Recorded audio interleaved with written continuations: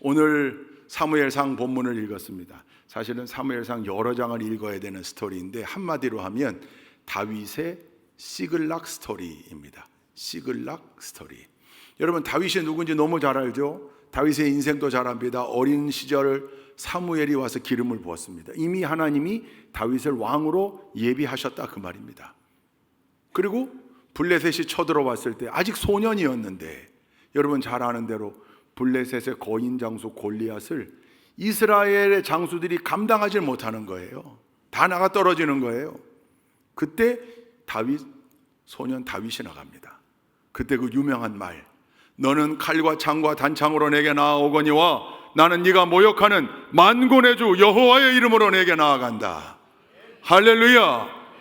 그리고 뭘 던졌습니까? 물맷돌. 무슨 보검이 아니에요. 창도 아니고 다윗이 그때 가장 잘할 수 있었던 그 물맷돌로 골리앗의 이마를 명중시킵니다. 하나님이 함께 하신 거죠. 할렐루야. 그 엘라 골짜기 전투 덕분에 다윗은 일약 이스라엘 민족의 영웅이 됩니다. 스타가 됩니다. 그래서 사울이 자기 사위로 삼아요. 딸을 주고. 뿐만입니까? 장수로 임명해서 탁 전투를 내보냅니다. 나갔다 그러면 이기는 겁니다. 백전백승이에요. 그때 다윗이 개선할 때마다 백성들이 뭐라고 그래요? 사울은 천천히요, 다윗은 만만히로다. 이 백성들이 잘못한 거예요. 그 소리 듣고 기분 좋아할 사람이 어디 있어요? 사울 입장에서. 여러분, 그런 소리 듣고 사울 당사자라고 그러면 그래도 허허허 그럴 사람 있어요 여기? 아니요. 마음에는 다 서운한 마음도 생기고 질투도 생기지만 믿음으로 그걸 누르고 사는 거죠. 누르고. 우리 속엔 다 질투. 여러분, 사울왕이 이 질투에 사로잡히는 바람에 인생 끝난 거예요. 유명한 일화가 있어요. 사막 교부 시절에 교황청에서 일하던 그 위대했던 신학자가 사막으로 들어와 영성의 대가로 살기 위해 노력합니다. 그때 사탄들이 비상이 걸려가지고 사탄을 막 파송하는 거예요. 가서 유혹해봐라. 가서 돈으로 유혹해. 꿈쩍도 안 해요. 가서 음란으로 유혹해. 꿈쩍도 안 해요. 효과가 없는 거예요. 그때 사탄 무리의 대장이 자기가 간다. 그리고 가서 귀에다가 한마디 했을 뿐인데 넘어지더래요. 뭐라고 그랬게요? 네 친구가 교황됐다? 아니, 나보다 반밖에 안 되는 그 사람이 교황이 됐단 말이야. 여러분, 다 질투의 마음이 우리에게 있어요. 제가 몇 번 얘기했잖아요. 낚시 가가지고 자기가 월척을 낚았을 때보다 더 기쁜 경우, 옆 사람이 월척을 낚다가 놓쳤을 때 고소하기도 하고 그 월척에 나에게 또 잡힐 수 있을까? 뭐 이런 질투의 마음에 기반한 수많은 마음들이 우리에게 있잖아요. 시기, 질투심. 다만 성숙한 신앙으로 그걸 누르며 사는 거죠. 그 마음이 없어지는 게 아니더라고요. 그 마음이 사라지는 게 아니에요. 안 생기는 게 아니에요. 있어요. 있는데 그걸 누르고 사는 거죠. 표현 안 하고 살고 절제하고 살고 제하려고 노력하면서 사는 것뿐이죠. 그런데 안타깝게도 사울은 그만 이 질투의 영에 사로잡혔어요. 성령께서 더 강하게 역사하셨으면 그 질투를 눌렀을 텐데 누르질 못해요. 그러니까 백성들이 외치는 사울은 천천히요, 다윗은 만만히 자기를 향한 반역이라고 생각되는 거죠. 그리고 그 미움의 화살이 누구를 향하는 겁니까? 다윗을 향하는 거예요. 자기 사위인데 다윗을 죽이려고 그래요. 그래서 다윗이 도망 다니잖아요. 여러분, 사무엘상 23장, 24장, 25장에 보면 다윗이 아둘람 동굴을 시작으로 해서 10광야로 갔다가 마온 광야로 갔다가 엔게디 광야로 갔다가 바란 광야로 갔다가 다니는 거예요. 늘 도망 다니는 거죠. 이때 이제 우리가 중요한 게 있어요. 한번 읽어볼까요? 사무엘상 22장 1절과 2절. 함께 읽겠습니다. 시작. 다윗은 거기에서 떠나 아둘람 굴속으로 몸을 피하였다. 그러자 형들과 온 집안이 그 소식을 듣고 그곳으로 내려가 그에게 이르렀다. 그들뿐만이 아니라 압제를 받는 사람들과 빛에 시달린 사람들과 원통하고 억울한 일을 당한 사람들도 모두 다윗의 주변으로 몰려들었다. 이렇게 해서 다윗은 그들의 우두머리가 되었는데 400여 명이나 되는 사람들이 그를 따랐다. 다윗이 그렇게 이제 끈떨어진 가신세가 된 거죠. 이스라엘의 위대한 장수로 살다가 사울 왕에게 미움을 받아 죽임을 당할 위기에 처해지니까 도망온 거예요. 끈떨어졌어요. 권력이 없어요 이제. 그런 상황이 어디로 피했냐면 아둘람 동굴로 피했어요. 그 아둘람 굴로 자기 형제 자매 패밀리가 찾아온 거죠. 그건 당연해요. 근데 2절에 보니까 가족들뿐만 아니라 압제당하는 자, 억압당하는 자, 고통당하는 자, 빚진 자, 원한 있는 자, 원통한 자, 이런 사람들이 몰려들었다. 몇 명이나요? 400명. 요 아둘람 굴의 장면을 놓고 아둘람 공동체 이렇게 이름 붙입니다. 다윗을 지휘관으로 삼은 아둘람 공동체. 세상 인심은 힘 있을 때 모여드는 거잖아요. 근데 지금 이때의 다윗은 저 바닥으로 떨어진 상태지만 그와 함께 하겠다고 모인 사람들, 얼마나 충성스러운 사람들이에요. 여러분, 여기 모인 사람들의 면면을 보니까 압제당하고 억압당하고 빚지고 고통당하고 원한 있고 이런 사람들이에요. 여러분, 이스라엘 민족의 또 다른 이름이 히브리 민족 아니에요? 히브리라는 단어의 원어가 핫비루예요. 핫비루. 무슨 뜻이냐? 추방당한 사람들, 떠돌아다니는 사람들, 그런 뜻이에요. 여러분, 소외된 사람들이 모였어요. 아둘람 공동체는 지금 핫비루들이 모인 거예요. 거기에 지휘관이 다윗이에요. 그러니까 다윗이 외롭지 않았겠죠. 여러분, 신세가 얼마나 처량합니까? 왕의 사위로 이스라엘의 영웅이 되었다가 지금 쫓기는 신세가 되어 앞날이 불투명해요. 근데 그때 모여든 400명의 사람, 세상 인심과는 반대로 움직인 400명의 사람, 부하들, 나중에 이게 600명이 돼요. 얼마나 고마웠을까요? 그 충성스러운 부하들을 데리고 아둘람 동굴에 있다가 십광야로 갔다가 또 10광야 사람들, 이 발음 잘해야 되는데 이 10 사람들의 이 배신으로 인해 가지고 또 거기 못 견디고 바람 광야로, 엔게디 광야로, 마온 광야로 다 다니는 거예요. 근데 이제 더 이상 왜 이렇게 피해 다녔냐면 안전을 보장받을 수가 없는 거예요. 사울 왕이 계속 시도하니까. 그래서 어떻게 해요? 갈 데가 없어요. 그래서 내린 결정이 망명을 결정합니다. 어디로? 블레셋으로. 그때 블레셋의 왕이 누구였냐면 아기스입니다. 여러분, 블레셋이 어떤 나라예요? 자기가 죽인 골리앗의 나라예요. 근데 어디 갈 데가 없으니까 부하들을 데리고 아둘람 공동체를 이끌고 블레셋 왕 아기스에게로 투항합니다. 백기 투항해요. 아기스는 너무 좋은 거예요. 이스라엘의 실력자가 자기 밑으로 들어온 거예요. 이스라엘 민족을 쳐야 되는데 기쁜 마음으로 다윗과 그 부하들에게 한 성읍을 할당하여 줍니다. 그게 시글락입니다. 망명지가 되는 거죠. 여러분, 인생살이 공짜가 어디 있습니까? 기브 앤 테이크이잖아요. 그렇게 망명지를 시글락으로 주고 아기스 왕이 다윗에게 요구하는 게 뭐예요? 나가 싸워라. 누구랑?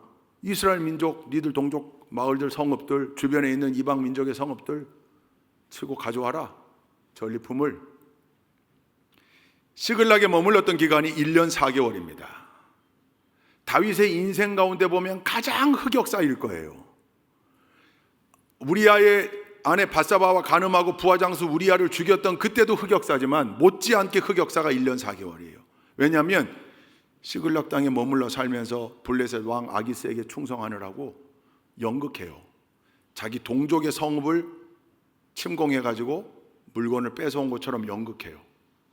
속이는 거죠. 전리품을 왕창 갖다 줘요. 근데 노예는 못 갖다 줘요. 왜? 자기 이스라엘 민족 성읍을 친 게 아니었거든요.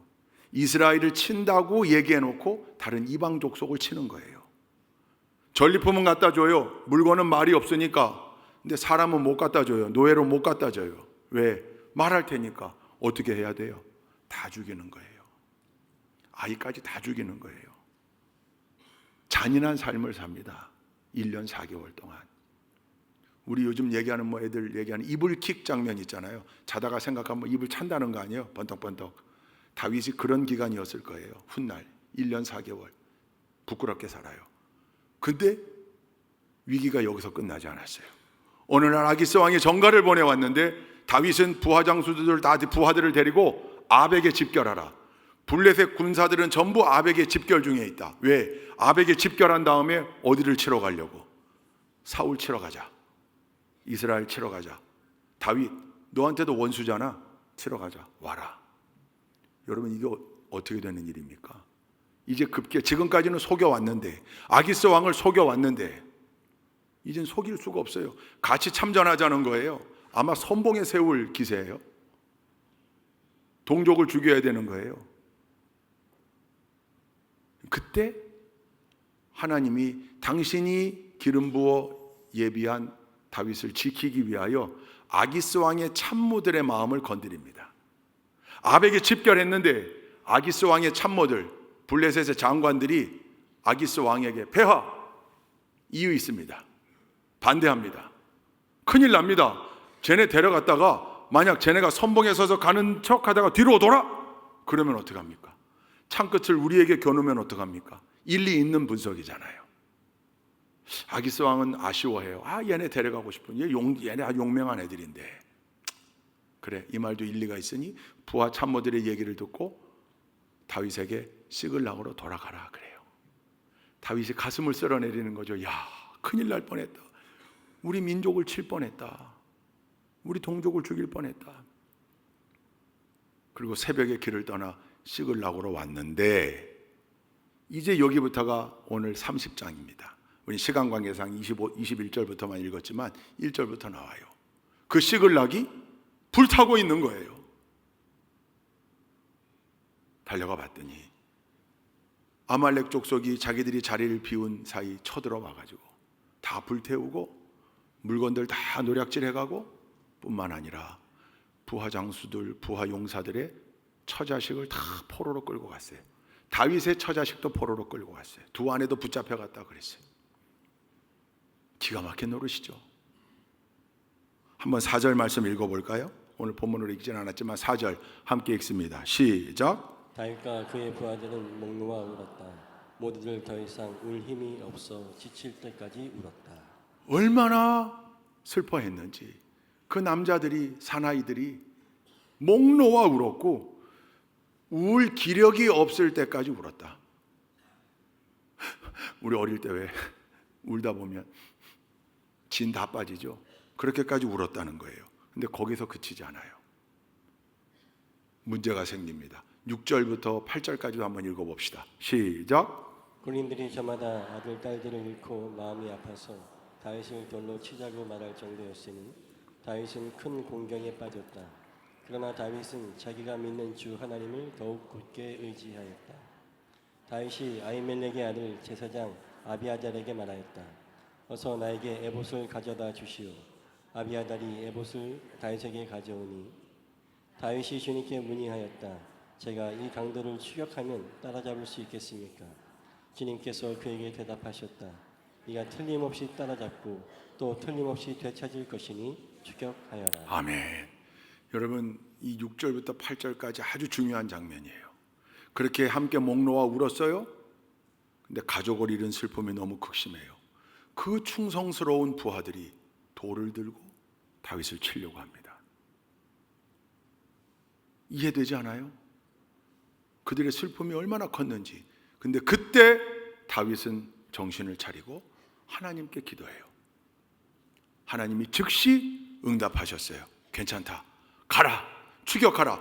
반드시 되찾아올 것이다. 할렐루야. 자, 그리고 600명을 데리고 추격을 시작합니다. 부솔 시내에 이르렀는데, 성경에 우리 세번역엔 부솔 시내라고도 하고 부솔 개울 이렇게도 표현했는데, 그 부솔 시내에 이르렀을 때 200명이 주저앉습니다. 못 가겠다는 거예요. 탈진한 거예요. 아벡까지 갔다 오는 길도 힘들었거니와 가족을 잃어버렸다는 정신적 고통이 이들을 탈진하게 만들었겠죠. 그래도 어찌했든 가야 되는데 200명이 못 가겠다는 거예요. 그때 다윗이 빨리 결심해요. 있어라. 400명만 데리고 부솔 시내를 건넙니다. 여러분, 리더는, 커맨더는 결심할 때 빨리 결심해야 돼요. 이거 질질 끌고 뭐 너만 피곤하냐, 우리 다 피곤한데 뭐 이러다간 못 쫓아가는 거죠. 즉시 결심했어요. 부서를 건넙니다. 따라가다 보니까 하나님께서 예비한 애굽 소년이 나타나요. 아말렉에 종 살았는데 노예였는데 병들다 보니까 버리고 갔대요. 3일간 굶은 그 애굽 소년을 잘 먹였더니 원기를 회복하고 아말렉의 진영으로 안내할 수 있습니다. 제가 안내하겠습니다. 하나님이 가이드를 예비해 놓으신 거예요. 그래서 이 애굽 소년의 안내를 따라가서 아말렉을 급습합니다. 죽입니다. 아말렉이 낙타를 타고 도망갔다 그래. 살아있는 자들은 처자를 다 되찾습니다. 잃어버렸던 빼앗겼던 물건도 되찾습니다. 뿐만입니까? 아말렉이 가지고 있던 물건까지 전부 전리품으로 획득해 옵니다. 해피엔딩이죠. 할렐루야. 그리고 돌아와요.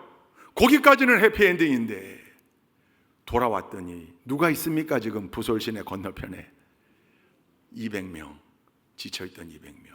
그때 400명 가운데 일부가 저들에게는 처자식만 돌려줍시다. 저들은 참전하지 않은 사람들입니다. 우리는 목숨 걸고 갔지만 저들은 힘들다고 주저앉은 사람들입니다. 저들에게 왜 이 전리품을 나누어 줍니까? 여러분, 이해되잖아요. 타당하잖아요. 근데 그때 다윗이 이들을 설득하죠. 아니다. 다 함께.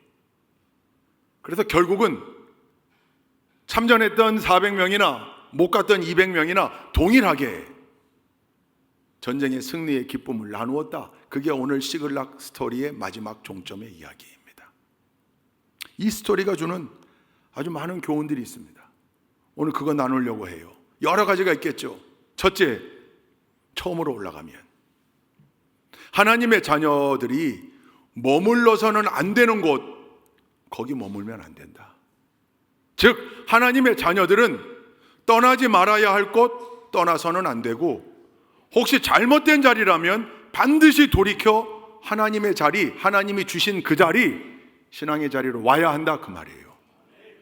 시글락으로 가면 안 되는 거죠. 이스라엘 땅을 떠나면 안 되는 거죠. 뭐 바란 광야, 마온 광야, 십 광야, 엔게디 광야 다 돌아다녔지만 힘들었겠죠.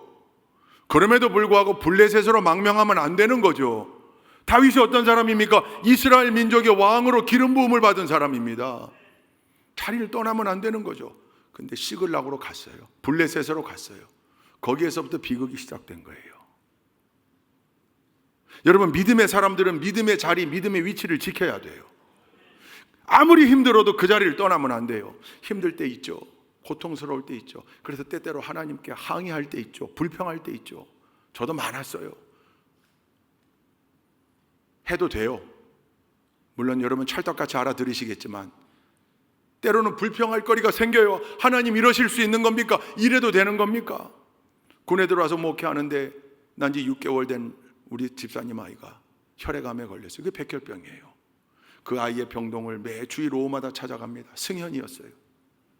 거기 함께 입원해 있는 아이들 대부분 기독교인들이었어요. 갈 때마다 함께 기도해 줬어요. 그 다음 주에 가면 아이가 또 바뀌어 있어요. 그 다음 주에 가면 또 아이가 바뀌어 있어요. 하나씩 떠나는 거예요. 하늘나라로 떠나는 거예요. 결국 승현이도 떠났어요. 하나님 불러갔어요. 그때 제가 그랬어요. 하나님 왜 이 천사 같은 아이들을 막 하나님께 불평할 때가 있죠. 여러분의 인생 여정 가운데도 왜 하나님 나에게 이런 고통을 주십니까? 불평할 때가 있죠. 울부짖을 때가 있죠. 하십시오, 마음껏. 근데 어디에서? 믿음의 궤도 위에서. 믿음의 궤도를 떠나지 말고, 그 이유 때문에 믿음의 궤도를 떠나서 불평하는 게 아니라 믿음의 궤도 위에서 하나님 도대체 뭡니까? 이게 뭐 하시는 겁니까? 무슨 뜻이 있는 겁니까? 울부짖을 수 있는 거죠. 하나님의 자녀들로서의 위치를 떠나면 안 되는 거예요. 위치로, 그럴 때 딱 자기 위치로, 혹시 설령 살짝 벗어났다 할지라도 자기 위치로. 여러분, 군대에서 지휘자들이 탁 구령을 외칠 때 그 구령 한마디에 좌우로 정렬, 그게 1000명이든 10,000명이든 쫙쫙 오와 열이 맞고 대가까지도 맞고. 왜? 자기 위치가 있거든요. 자기 위치. 대열에 벗어나 휴식을 하다가도 위치로 한마디면 탁, 중대장은 중대장 자리에, 소대장은 소대장 자리에, 기수는 기수 자리에, 향도는 향도 자리에 탁탁탁탁. 여러분 언제나 믿음의 정렬, 영적인 정렬을 하시기 바랍니다. 위치로, 자기 위치를 확인하는 거죠. 내 위치, 내가 지금 제대로 된 위치에 있는가? 아니면 궤도를 벗어나서 엉뚱한 데 와 있는가? 블레셋으로 망명 가는 바람에 1년 4개월 동안 수많은 생명을 죽였습니다. 여러분, 다윗이 성전 건축하고 싶었는데 하나님이 너는 준비만 해라. 왜 그랬습니까? 너무 많은 피를 흘렸다는 거예요. 언제일까요? 이때죠. 무고한 피를 많이 죽인 거예요. 자기 은폐, 자기의 일을 은폐하기 위해서. 위치를 벗어나면, 하나님의 사람들이 있어야 할 자리를 벗어나면 큰일이 생깁니다. 문제가 생깁니다. 위치를 지킬 때 그 자리에 부어주시는 하나님의 은혜가 있는 줄로 믿습니다. 기도의 자리, 예배의 자리, 찬송의 자리, 전도의 자리, 봉사의 자리, 부흥의 자리 오셔야 해요. 그 자리를 지켜야 돼요. 그럴 때 거기에 부어주시는 은혜를 그 자리에서 체험할 수 있는 거죠. 우리 좋은교회 성도님들은 언제나 하나님이 원하시는 그 자리에서 떠나지 않고 믿음의 궤도 위에서 이탈하지 않고 그 지켜야 할 자리를 지켜가며 혹시 살짝 벗어날 때에도 언제나 영적인 구호 구령을 들으시면서 위치로 제가 때때로 외쳐드릴게요. 위치로 그럴 때마다 그 자리를 다시 정렬하여 찾아가는 멋진 믿음의 일꾼들 다 되시기를 주님의 이름으로 축원드립니다. 두 번째, 다윗은 최악의 상황에서도 무너지지 않았다. 제가 썼던 칼럼 중에 한 토막이에요. 제가 이 시글락 스토리를 가지고 글을 썼던 적이 있는데 다윗이 그게 보이더라고요. 여러분, 아벡까지 갔다가 너희들은 참전하지 말고 가라 그랬을 때 얼마나 좋았을까 다윗이. 근데 와보니까 성읍이 불타고 있어요. 보니까 자기 가족도 다 포로로 끌려갔고 부하장수들, 부하들의 가족들도 다 빼앗겼어요. 목 놓아 웁니다. 자기도 웁니다. 근데 갑자기 그렇게 충성스러웠던 부하들이 돌을 들어 자기를 치려고 해요. 여러분, 얼마나 위기입니까? 얼마나 당황스러운 일입니까? 근데 그 자리에서 그 순간에 다윗은 무너지지 않았어요. 요즘 젊은이들이 쓰는 말로 하면 멘탈이 무너지지 않았어요. 근데 그 멘탈의 문제가 아니에요. 무엇 때문에 무너지지 않은 겁니까? 믿음 때문이에요. 믿음의 내공이 있었기 때문이에요. 즉시 했던 일이 뭡니까? 신속하게 제사장 아비아달에게 에봇을 갖다 달라 하고 난 다음에 하나님께 묻잖아요. 하나님 어찌합니까? 쫓아가면 찾을 수 있겠습니까? 죽여가라. 찾아올 수 있다. 즉시 응답을 받아요. 하나님을 의지하고 하나님께 기도할 수 있는 믿음의 내공이 다윗에게 있었기 때문입니다. 여러분, 이때 지도자가 무너지면 아둘람 공동체는 끝나는 거예요. 중심 잡아야 할 지휘관 다윗은 이 오목한 순간에도 무너지지 않았습니다. 무엇 때문인가? 믿음의 내공 때문이에요. 하나님을 바라보고 하나님을 의지했던 믿음의 내공. 다윗의 일생을 지배했을 엘라 골짜기 전투의 물맷돌의 승리, 내가 한 거 아니고 하나님 하신 거다. 하나님. 할렐루야. 우리에게 이 믿음의 내공이 있기를, 어떤 위기 가운데서도, 어떤 순간 가운데서도, 어떤 고통 가운데서도 무너지지 않는 믿음의 내공이 있기를 주님의 이름으로 축원드립니다. 세 번째, 그 위기 가운데 하나님께 기도했고 하나님은 즉시 응답하셨다. 하나님은 여전히 기도하는 사람에게 응답해 주시고 예비해 놓으신다. 도움의 손길을. 뭘 예비해 놓으셨어요? 하나님이 애굽 소년 여호와 이레의 하나님. 왜? 기도할 때 하나님이 응답하셨기에 그 약속을 지키시는 거죠. 여러분, 위기 가운데 기도해야 될 믿음이 있어야 합니다.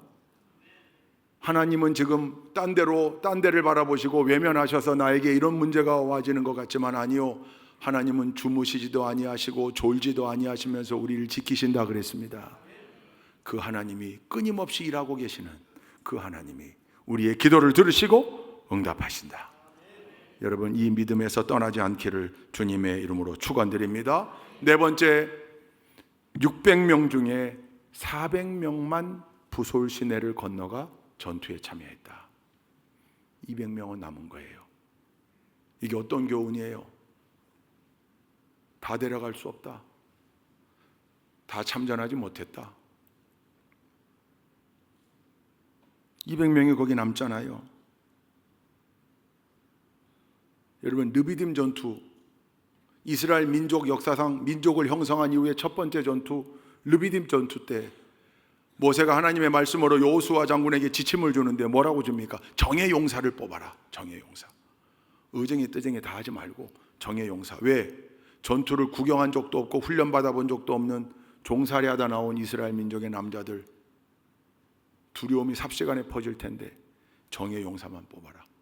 하나님의 역사는 숫자에 있지 않다. 그 정예 용사 데리고 여호수아가 나가 전투합니다. 모세 아론과 훌 도움받아 산꼭대기에서 손들었을 때 아말렉과의 전투에서 승리하죠. 할렐루야. 미디안 13만 5천 명, 미디안 대군 13만 5천 명을 맞이하는 싸워야 될 사사 기드온, 그 미디안 전투에서 몇 명 데려갑니까? 희망했던 3만 2천 명 중에 겨우 300명 데려갑니다. 그 300명으로 승리했어요. 다 하는 게 아니더라고요. 세상에선 파레토의 법칙, 20대 80의 법칙 뭐 이런 얘기하죠. 교회도 마찬가지예요.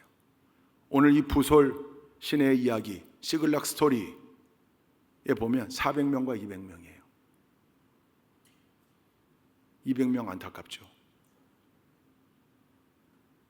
부솔 시내를 같이 건너야 되는데 다윗은 결심한 거죠. 200명 끌고 갈 수 없겠다. 400명만 데리고 가자. 불평하는 사람, 원망하는 사람, 이간질하는 사람 못 데려가는 거예요. 공동체를 위한 생각은 조금도 없고 이기적인 사람, 전력에 도움 안 되는 거죠. 아니, 안타까운 스토리예요. 600명 중에 400명이 출전했다. 어느 관점에서는 600명 중에 400명이나 갔다. 그럴 수도 있어요.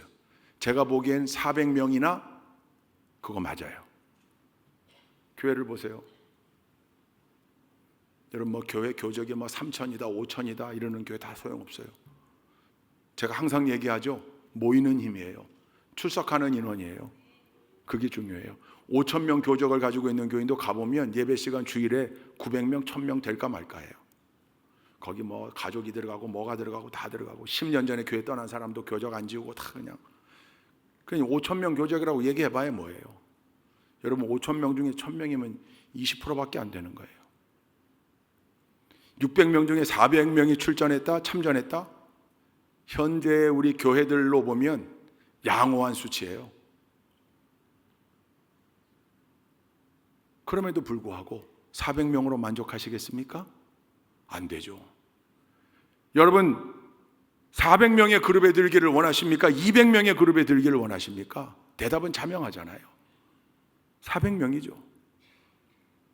우리 교회는 언제나 모든 성도들이 400명 그룹 안에 들어있는 4,000명, 4만 명이 될 수 있기를 주님의 이름으로 축원합니다. 200명 그룹 말고 지칠 수도 있어요. 때때로. 여러분, 교회 200명 그룹이 아주 없을 수 있을까요? 아니요. 이제 막 예수 믿고 이제 막 신앙생활을 시작하는 사람들 나가 싸우기 어려워요. 큰 아픔을 만나 낙심해 있는 사람들 싸울 기운이 없어요. 그런 분들이 200명에 있어요. 그럼에도 불구하고 언제나 우리는 400명 그룹을 지향하며 내가 400명 안에 포함되어 있어야 하겠다. 나는 언제나 나가 싸울 수 있는 사람, 나는 언제나 나가 승리를 현장에서 체험할 수 있는 사람. 여러분, 그 비전, 그 욕심이 있기를 주님의 이름으로 축원합니다. 다섯 번째, 그럼에도 불구하고 400명과 200명으로 나누어져 있었지만 그럼에도 불구하고 이 스토리 자체가 해피엔딩으로 끝나요. 그게 바로 그 유명한 부솔 시내의 은혜입니다. 어떻게 해요? 돌아왔는데 400명이 싸움에서 이기고 처자들을 데리고 기쁜 마음으로 돌아왔는데 그 부솔 시내 건너에서 기다리고 있던 200명이 이들을 맞이했다고 그랬어요. 그때 400명 그룹의 사람들이 처자만 줍시다. 이건 다 아닙니다. 그 스토리. 그때 다윗이 뭐라고 합니까? 다윗이 아주 중요해요. 이 말씀을 한번 읽어보시겠습니다. 우리 23절 24절 함께 읽습니다. 23절 24절 시작. 그러나 다윗은 그들을 달랬다. 동지들, 주님께서 우리를 지켜주시고 우리에게 쳐들어온 습격자들을 우리의 손에 넘겨주셨소. 주님께서 우리에게 선물로 주신 것을 가지고 우리가 그렇게 처리해서는 안 되오. 또 동지들이 제안한 이 말을 들을 사람은 아무도 없소. 전쟁에 나갔던 사람의 몫이나 남아서 물건을 지킨 사람의 몫이나 똑같아야 하오. 모두 똑같은 몫으로 나누어야 하오. 아멘. 여러분 400명 그룹에서 얘기한 그 내용이 너무 이해가 되지 않아요? 그게 공정이죠. 그게 공평이죠. 그게 합리죠. 그런데 하나님의 은혜는 공평과 공정과 합리와 세상의 법칙을 뛰어넘는 게 하나님의 은혜잖아요. 다윗은 엘라 골짜기에서 그 크신 하나님의 은혜를 경험했잖아요. 이미 이 전투 우리가 이겼지만 하나님이 함께 하셔서 그들을 우리 손에 붙이신 거다. 가서 수고는 했지만 우리가 하나님이 안 붙이셨으면, 허락 안 하셨으면 이길 수 있었겠냐. 모든 것이 다 하나님의 은혜. 그러니 이것도 우리가 함께 나눠야 한다. 할렐루야. 이게 교회예요. 이게 교회. 부솔신의 은혜, 그게 교회예요. 부솔신의 아둘람 공동체, 그게 교회가 돼야 돼요. 약한 사람, 힘든 사람, 어려운 사람, 뒤처지는 사람, 그럼에도 불구하고 함께 하는 거죠. 은혜를 함께 나누는 거죠. 너는 왜 안 와서 안 오고 막 부흥이 안 왔다고 제가 블레임하지 않을게요. 더 이상. 근데 부흥회 때 받은 은혜는 나누고 싶어요. 나눠야죠. 부흥의 은혜를 체험한 400명, 사명을 감당하는 과정에 체험한 귀한 은혜들, 앞으로도 우리 교회가 감당할 무수히 많은 사명, 그 사명에 앞장서서 참여하여 누리는 그 은혜들 또 값없이 나누는 거죠. 200명에게. 그게 교회 공동체입니다. 할렐루야. 여러분 늘 400명의 자리에 있기를 소원합니다. 이렇게 축복은 하지만 그러나 현실적으로 200명이 없을 수 없다니까요. 그럼 그 200명은 딱 잘라야 될까요? 아니요. 그건 교회가 아니죠. 그 200명까지 다 품어 안아야 되는 거죠. 믿음이 약한 사람들을 보고 때때로 어른들이 야단을 치기도 합니다. 필요해요. 사랑으로. 제대로 해야지. 잘 돼야지. 그 열정 다 어디 갔어? 잃어버렸던 믿음 되찾아야지. 신앙생활 이렇게 하면 안 돼. 야단이지만 사랑이죠, 그게.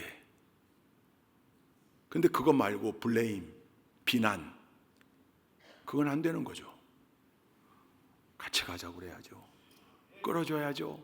함께 해야죠. 그게 부솔신의 은혜예요. 400명과 200명으로 나누어져 있지만 400명 그룹에 우리 모두 다 듭시다 이렇게 얘기는 하지만 그러나 교회는 400명도 있고 200명도 있는 곳이라니까요. 두 개는 함께 가는 거예요. 600명이 다 교회예요. 할렐루야. 우리 교회가 진짜 좋은 교회 되려면 200명이 없어지는 교회? 아니요. 없어질 수 없다니까요. 전체가 400명일 수는 없다니까요.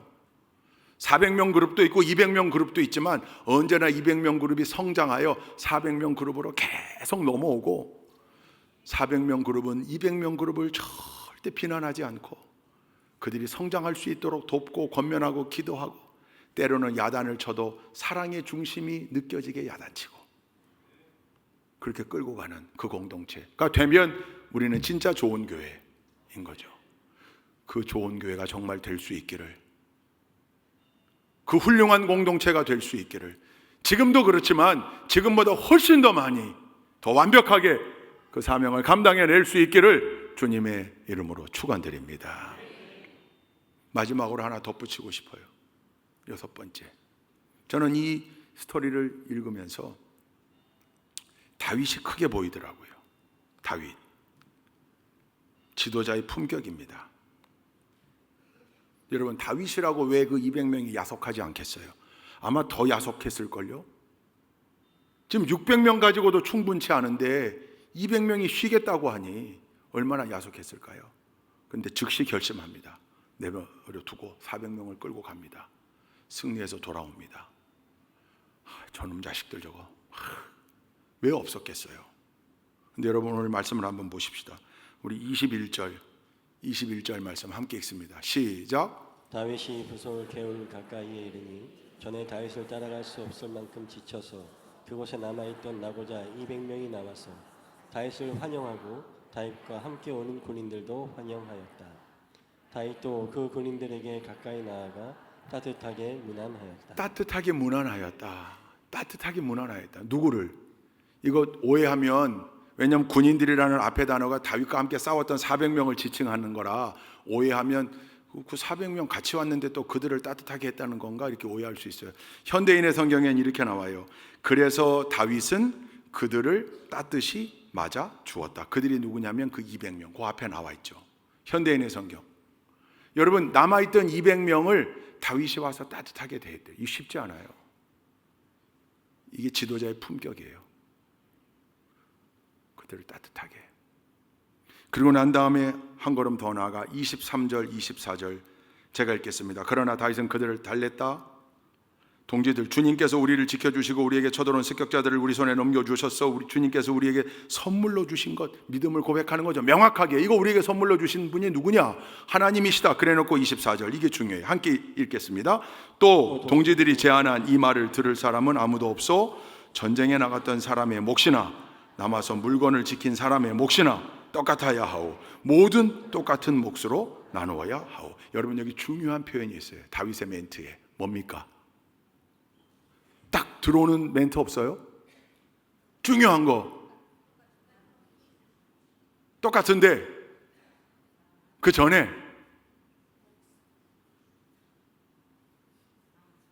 남아서 물건을 지킨 사람의 몫이요, 이렇게 표현했어요.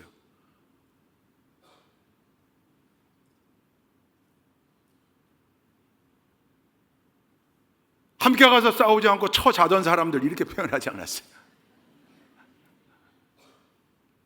그들의 자존심을 세워준 거죠. 이들도 일했다. 이들도 역할했다. 뭐 싸우러 나갔던 사람들 물건 지키고 있었다. 베이스 캠프 역할했다. 그 말이에요. 이들의 자존심을 세워줬어요. 이게 지도자의 품격이에요.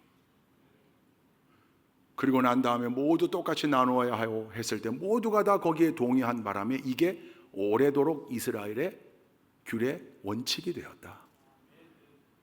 진영을 지킨 사람이나 나가서 싸운 사람이나 함께 나누는. 언제 나가 싸우고 언제 진영을 지킬지 모르잖아요. 그러니 누구든지 동일하게.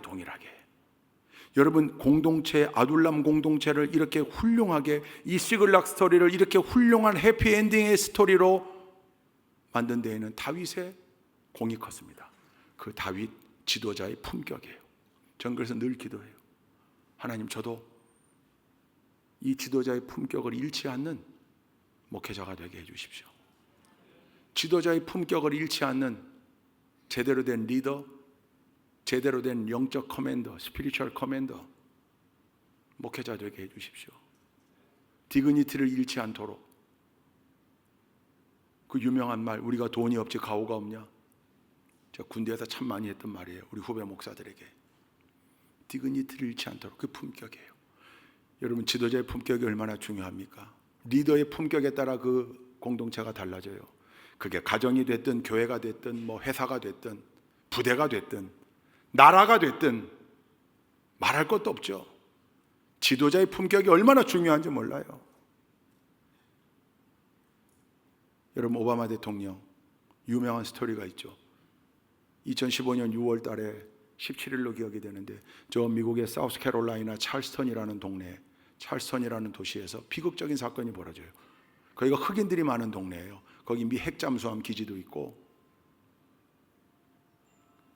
흑인 교회에 소그룹 미팅이 있었는데 21살 백인 청년이 문을 열고 들어와요. 기관총을 가지고. 그리고 난사했어요. 흑인 9명이 다 죽습니다. 거기에는 흑인 목사이자 찰스턴 지역의 미 상원 의원이었던 클레멘타 목사님도 포함됐어요. 다 죽어요. 여러분, 전국적으로 흑인들이 어마어마한 분노를 가지게 돼요. 흑인 증오 범죄였거든요. 21살의 백인 청년이 흑인들, 그것도 교회당, 예배당을 쳐들어와서 목사를 비롯한 성도들을 죽인 거예요. 분노가 얼마나 컸겠어요. 그때 그 찰스턴에서 그들을 추모하는 추모식이 열리는데 거기에 오바마 대통령이 참석합니다. 추모사 연설을 해요. 37분 동안 격정적인 연설을 합니다. 그런데 그 마지막 부분에 오바마 대통령이 뭐 했는 줄 아세요? 아시는 분들이 있을 거예요. 어메이징 그레이스를 부릅니다. 근데 생뚱맞게 그냥 부른 게 아니고 그 연설의 내용이 기가 막힌 은혜. 왜냐하면 그 흑인 가족들 9명의 유족들 가운데 그 백인을 용서하겠노라 그러고 나온 사람들이 있거든요. 이 얼마나 놀라운 은혜입니까? 하나님의 놀라운 은혜가 우리에게 있었습니다. Amazing grace, amazing grace, amazing grace. 단위에는 흑인 목사들이 다 따라 일어나요. 회중석에 있던 회중들이 전부 일어나요. 그들이 합창합니다. Amazing Grace를. 여러분, Amazing Grace가 어떤 찬송입니까? 단순히 미국 사람들이 제일 좋아하는 찬송입니까? 제일 유명한 찬송입니까? 아니요. 이 찬송 누가 지었습니까? 영국의 노예상인 존 뉴턴이 일평생 아프리카에서 흑인들 잡아다가 노예로 팔아먹었던 그 사람이 자기의 죄를 하나님 앞에 회개하며 지었던 찬송시, 그게 어메이징 그레이스예요. 하나님 용서하십시오. 백인 존 뉴턴이 흑인들 그렇게 괴롭혔던 거 용서하십시오. 그리고 만든 찬송가 오바마의 어메이징 그레이스로 미 전역에서 일어났던 흑인들의 소요가 삽시간에 사라집니다.